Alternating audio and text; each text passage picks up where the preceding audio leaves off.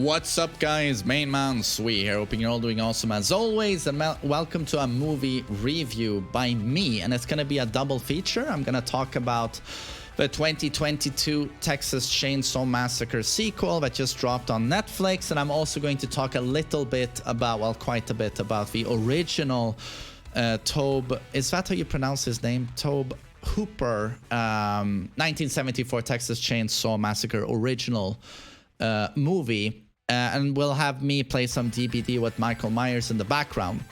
But so I watched the new one with a couple of friends, and to make it very short, I thought it was incredibly bad. And it was a very, very lazy attempt at a horror movie. Instead of psychological terror and suspense, like many modern horror movies, it relies on gore. I can't even remember if it had any jump scares. I'm sure it did, but it was mostly gore. It was people getting hammered, chainsawed in very, very brutal ways. So if you are a gore hound, you'll get that. And I've heard some people say they were pleased with that.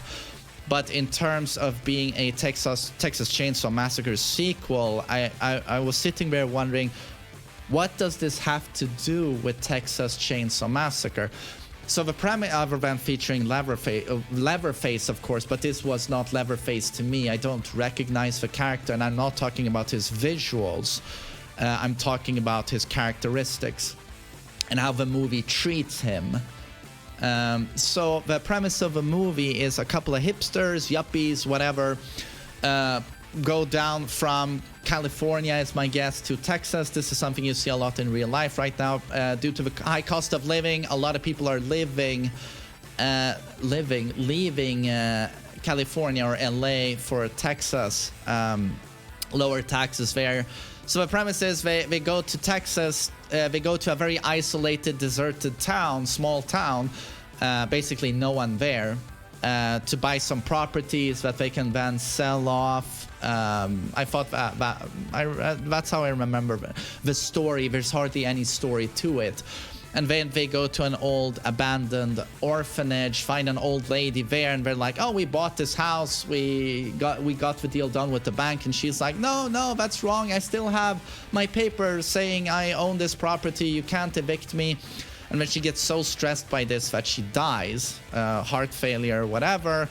And this old lady was looking after Leatherface, and now he's upset and angry, and he's out for vengeance, and he's gonna kill everyone. And there's no story whatsoever. Every character to me was highly unlikable and a shell of a character. They are paper thin.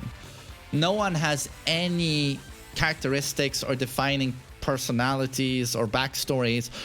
The last girl, final girl, sorry, that's what you call it. She has a backstory in that she survived a school shooting. Her story is basically, I have a scar from a bullet wound, and there's a flashback to her lying on the ground. She's been shot. That is her story. And Leatherface is reduced, but this is not the first movie to do this to Leatherface. He is reduced to your typical movie monster, where he has superhuman strength, where he breaks people in half with his hands and goes and chases people. He is reduced to a generic movie monster. He's not to me Leatherface. But again, there's an abundance of gore and blood and people getting dismembered everywhere.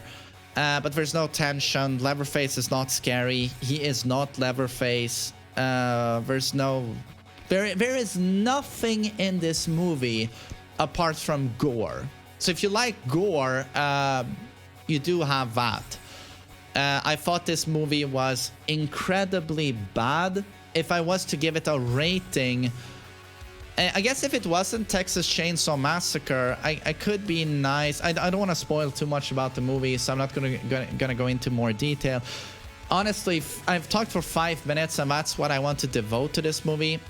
Giving it a rating, I would say, if I was generous, I would give it a 3 out of 10. but considering it is a sequel to what I consider to be one of the greatest horror movies of all time, I mean, this is where you could argue the greatest of all time, considering it was 1974, 4 years prior to the original Halloween. Basically started the slasher genre, completely I mean, you had Psycho as well, but completely Hitchcock, completely reinventing basically horror. But I would say as a sequel, I find it insulting. Really insulting. And they tried to do the Halloween thing. You know, Halloween 2018, reboot, sequel, did a massive amount of money. So then they all go, okay, what can we dig up? And you have a Scream 5, which I haven't watched, but which apparently is pretty fucking good. That's interesting. But so they dig up Texas Chainsaw for the laziest possible remake. And they include the old, you know, Laurie Strode, Jamie Lee Curtis, her equivalent in Texas Chainsaw, Sally, who survived the first movie. They try to include that character in this movie, and she's a badass. I'm out for revenge. And he picks up his face. Oh, it's my face, you know, just like Michael. And it's like, you recognize so many of the beats, the story beats, you know, and they really try to do that thing. It's so pathetic. And how Leatherface has become, I think Texas Chainsaw 1 is probably the only time he's a character, and he's with his family. And in any other movie, he's reduced to the mascot of a franchise who is a shadow of his former self, and he's reduced to the generic movie monster. And you can see the same thing with Pyramid Head in the Silent Hill franchise. Silent Hill 2 is where I consider him canon, and where he is actually Pyramid Head, the character. And in any other game where he shows up, it's because of dollar bills. The company says to the producers, you gotta include him, he makes money, doesn't make sense for him to be there, and he's reduced to this badass character, almost anti-hero, you know, very buff, like, oh yeah, cool. And all of his prior characteristics and psychological nuance and terror, it's just gone. And they did the same, you know, to Leatherface. And haven't watched the movie, but I hear in the 2013 Leatherface with Texas Chainsaw 3D, they tried to make him an anti-hero, and it's like, he's reduced to a mascot, a franchise mascot. And now, when you make a Texas Chainsaw now, you can just remove the family. Let's just throw Leatherface out there. And yeah, I had to get all of that off my chest. And now I want to talk about the original, which I had watched 15 years ago, and I remember it being very disturbing and a good movie. But I watched it again like a week ago, or a few days ago, the day after me and my friends watched the new Texas Chainsaw. We're like, oh, what a terrible movie. And like, let's rewatch the original. I haven't watched it in so long. So we watch it, and I'm just sitting there. I knew I was going to watch a great movie, but I was just amazed. Honestly, my jaw dropped at many of the sequences. So I just want to mention some of these sequences. Like the first time you see Leatherface, I have a truck backing outside. I hope you don't hear that annoying horn. But the first time you see Leatherface, his first kill, taking out, I don't remember the character's name. But honestly, I'm just astounded at how perfect it is. Perfectly shot. No music, and just out of nowhere, he's ambushed. And Leatherface with his pig noises. And him slamming the steel door shut. And then the music. That terror. And the chase when Franklin's demise. Sally's wheelchair-bound brother, he dies, and then in the night, Sally is chased by Leatherface, and again, it's just perfectly shot. To me, it's like the best chase sequence in any horror movie. Leatherface doesn't walk behind her and suddenly teleport in her face. with scary music in the background. There's no music here. You only hear his fucking chainsaw. And him running. I mean, this is a large man, and he's running right behind her at a very fast pace. And it's just relentless. And it's also so real.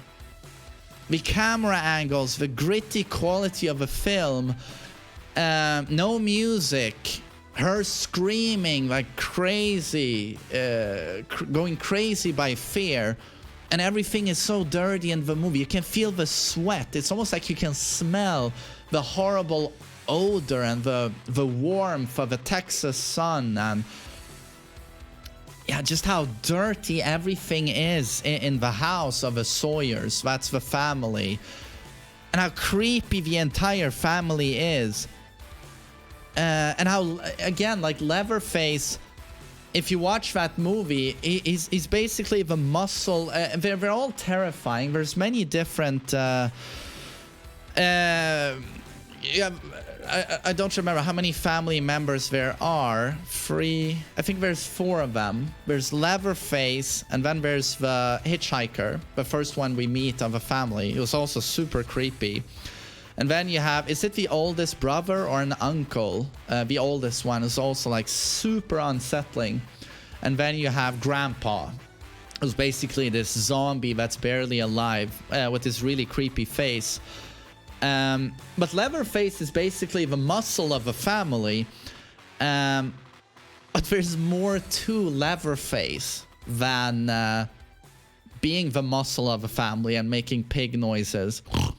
He's obviously, and according to the director, and I think Gunnar Hansen who played him, he's mentally impaired. So he's not cognitively all there. And you can 100% tell that all he wants to do is please his family. He's getting almost bullied, well, straight up bullied by his family. Every other family member looks down on Leatherface, Bubba. And there's a nice sequence that also adds dimension to his character where he's chasing Sally. He chases her into their house. And then she comes down the stairs and she screams at the sight of him coming in the door. She screams. And Leatherface is spooked by this. He just darts back and then immediately starts chasing her again. Like the scary thing about Leatherface in the original Texas Chainsaw Massacre is that he actually feels like a person. Right? He's a very scary person. But there are dimensions to him. He's not a movie monster. He's actually part of a very scary, like psychotic, sadistic family of cannibals. That is what makes that movie so unsettling, is that it feels real. It has a documentary style quality to it, and it's so beautifully shot, and like the production designer, the cinematography, the sets, the attention to detail, you know, with all of the creepy stuff and furniture. You find the skeleton couch, for example, and the skulls hanging everywhere. The lamp made of a human face, you know, and Leatherface's skin face. It's like everything is just so real and gritty. And it's so incredible how doesn't matter how gory they make. I watched the 2003 remake with Jessica Biel. I watched that when it was released. I actually watched that before I watched the original. I hear a lot of people say they prefer the 2003 remake because that's what they grew up with. I watched that first, and it's like, I kind of liked it. Very dark, also gritty. It's very gory, like compared to the original. But when I watched the original, I was like, oh, it was 100 times creepier and more unsettling with way less blood. And that's the genius of filmmaking. Like, less is more. what you don't see is scarier than what you see. Doesn't matter how many buckets of blood you have in the later movies, because that's what they always amped up, right? That's the lazy approach. Like blood, blood, blood, blood, gore, gore, gore. Look at all these people getting chainsawed. That wasn't the scary part about the original Texas Chainsaw Massacre. There's actually much less blood and gore in that movie than what its reputation suggests. It's all in your head. It's the fact that it feels real, that you can feel the sweat, the smell, and the brutality, and the realness of the actors' performances. When the poor girl gets hooked, you don't see the hook entering her body. It's her selling it that makes it so unsettling. And how Leatherface just grabs her and just it's so natural for me to just hang you here on a hook. And the way she screams, and then how he's about to chainsaw the dead friend who's lying on a table in front of her. It's just, and you don't see the chainsaw enter his body, but it's just so unbelievably unsettling.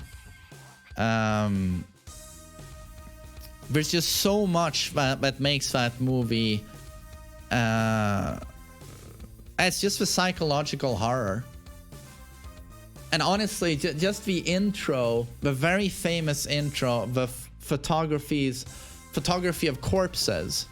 The screen is dark, and then there's a flash, and you see 1 second of a creepy corpse. Zoom in on a hand that's decomposing, or teeth, or a part of a face, and with this really creepy and famous sound effect. That was creepier than the entirety of the new Chainsaw movie, the 2022 one. So to me, it's pretty much a perfect movie. And Sally's chase sequence, the first time we see Leatherface, the final shot of the movie in this early morning sun, Texas, on the road. Leatherface doing his famous chainsaw dance, beautiful in a way, and then the chainsaw comes down in a close-up, and then fade to black, and it's end credits. That shot alone, it's like it's art. That is literally like, it's perfect. It's like flawless to me. So that movie, I put it next to movies like Halloween, Alien, The Thing, The Shining. The movie is perfect, in my opinion. So, yeah, how are you supposed to live up to that movie, the sequels? And they go about it the wrong way. They remove the family. It's the family that's creepy, and Leatherface is part of that family. Where the newer movies, they just turn Leatherface into a mascot of a franchise, a stereotypical movie monster, remove all of its other characteristics, increase the gore, and again, it's not understanding what made the original so unsettling. And of course, you have some symbolism in the first movie, and some political context, social commentary. You don't know if it was on purpose, but it's suddenly 1974, the hippie movement, the love revolution is coming to an end, and it seems like the movie is like the end of the innocence of that era, the love era. You have these hippies getting brutally murdered by these crazy rednecks, cannibal psychos, and you can't help but think, is it commentary on that? And like the innocence of like the time where people could hitchhike, and that was just a natural thing, and how like these hippies pick up this hitchhiker at the start of a movie, and immediately it's like, can you trust a stranger really? And then just going into a house, like, can we trust people? It feels like sort of a commentary on that innocence era. And then at the start of a movie, how Franklin talks about in slaughterhouses what they do to cattle, you know, pigs. What happens in slaughterhouses, you know, you club them on the head, and that's seen as a good way to go, you know, and then they get dismembered. And then what happens to our hippies? They go into a house, lured in, the first victim by pig noises. Come here, piggy. Goes in, what's going on? Clubbed on the head, and then dismembered. And it's like, yeah, you know, there's a whole lot I think you could read into the movie if you want to do that. I feel myself, it's just a very straightforward, like, horror tale, but it's just perfectly executed. Oh, and the dinner table sequence when Sally is strapped to a chair with the entire family. That set, the way it's filmed, the amazing, like, going crazy takes of Sally just screaming, cutting back and forth between the crazy faces of the family and her, like, screaming in this, you know, very unsettling, crazy way. I could talk about that movie for a long time. Yeah, it's just perfection. So yeah, those were some thoughts on, in my opinion, the terrible new movie, how lazy it was, and how it misses the point of what Texas Chainsaw Massacre was, and how Leatherface is scary when he feels more real, when he's just not your typical movie monster, if you get what I'm saying. Where those movies are scary because it feels like you're watching something that's crazy but real. Yeah. It's also interesting to note that 1974 was the age of the serial killers, you know, like Ted Bundy, and how they would abuse the trust of people around them. He pretended to be injured, I think, Ted Bundy, a lot. Like, oh, he would have a cast on his leg. Oh, could you help me to my car? And hitchhikers. Yeah, disturbing. But so I hope you enjoyed my review. Was a pleasure to do so, and I'm gonna do more reviews in the coming days. And yeah, Texas Chainsaw Massacre, the original, is a 10 out of 10 from me, or for me. It's a 10 out of 10. So thanks for listening to me, and I'll see you on the next video. Take care.